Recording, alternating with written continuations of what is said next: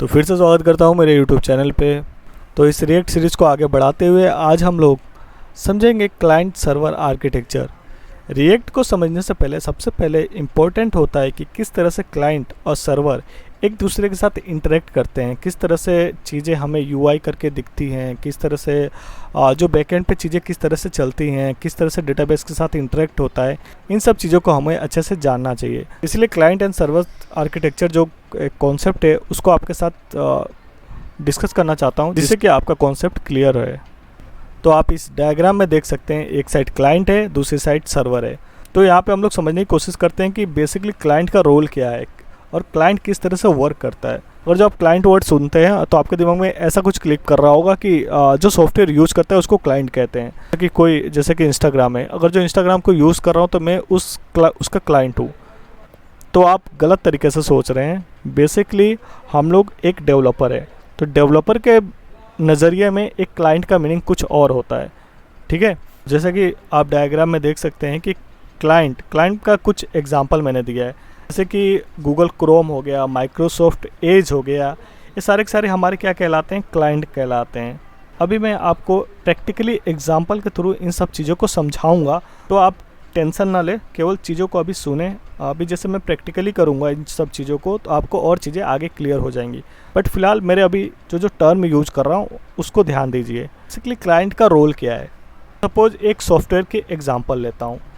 जैसे कि मैं चाहता हूँ कि मैं अमेज़ॉन के वेबसाइट को जाके विजिट करूँ। मैं जाऊँगा, एक वेब ब्राउज़र खोलूँगा, वेब ब्राउज़र पे क्या करूँगा, एक सर्च करूँगा अमेज़ॉन, और अमेज़ॉन के क्या करूँगा, वेब पोर्टल पे पहुँच जाऊँगा। और जो भी एक्टिविटी मुझे करनी है सारी की सारी एक्टिविटी करूँगा, जैसे कि परचेस करना, बाई करना, जो भी एक्टिविटी आप करना चाहते हैं उस वेब पोर्टल पे आप वो सारी एक्टिविटी आप वहाँ पे परफॉर्म करेंगे। बट उसके पीछे सारा लॉजिक किस तरह से काम करता है उसको समझने की ज़रूरत है। मेरी बात को ध्यान से सुनिएगा जो मैं कहने वाला हूँ। तो यहाँ पे जो सर्वर का बेसिकली रोल क्या है? तो सर्वर बेसिकली जो भी क्लाइंट से रिक्वेस्ट आता है उसको क्या करता है, यहाँ पे प्रोसेस करता है। किसके थ्रू करता है? प्रोग्रामिंग लैंग्वेजेस है, जैसे कि जावा हो गया, पाइथन हो गया, अपना PHP हो गया। इसके थ्रू क्या करता है, इस रिक्वेस्ट को जानने की कोशिश करता है कि किस टाइप की रिक्वेस्ट है, ये क्या रिक्वायरमेंट मांग रहा है, क्या मुझे क्लाइंट को भेजना है। इन सब चीज़ों को अंडरस्टैंड करता है और उसी रिक्वायरमेंट के हिसाब से, इस रिक्वेस्ट के हिसाब से क्या करता है, ये अपना सर्वर रिस्पॉन्स करता है क्लाइंट को। आप क्लाइंट के साइड जो भी आपने रिक्वेस्ट भेजी थी उसके अकॉर्डिंग रिस्पॉन्स मिलता है। जैसे कि मैंने अभी बताया था कि अमेज़ॉन के बारे में, तो अमेज़ॉन वेब पोर्टल को इस कॉन्सेप्ट के साथ अच्छे से समझते हैं। मैं यूज़ कर रहा हूँ माइक्रोसॉफ्ट एज। ये एक मेरा क्या है, वेब ब्राउज़र है।